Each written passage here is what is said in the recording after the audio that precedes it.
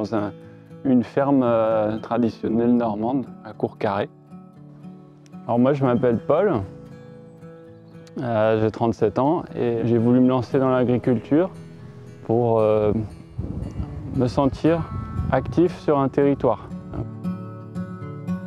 J'ai vraiment ce désir de partage et de créer un lieu ouvert sur le monde, un lieu où on va parler d'alimentation, on va parler d'écologie.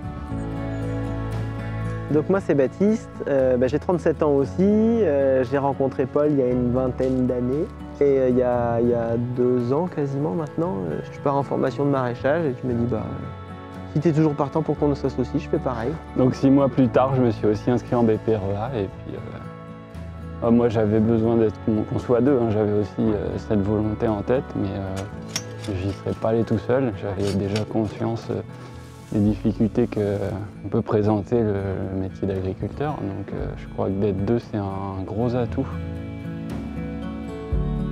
Voilà, nos légumes ils vont être là. Ah oui. On a 3 serres de 500 mètres carrés pour la production, plus une pépinière de 200 mètres carrés quasiment.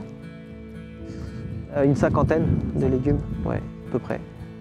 Donc un peu de tout. Tout ce qui pourra pousser ici, C'est ça. tout au long des saisons. Le but c'est de faire du maraîchage diversifié. Et Toute l'année. Toute l'année, donc on va vendre 50 semaines par an. Quel a été l'intérêt pour vous d'être accompagné par Ferme d'Avenir et par Compass Group en tant que mécène?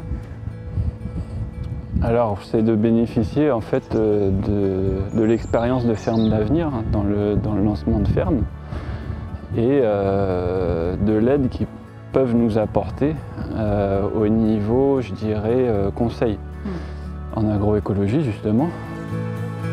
Et finalement, voilà, discuter avec Bruno aussi, ça nous a pas mal posé question pour pousser plus loin notre réflexion et dès l'installation, en fait, être vertueux finalement.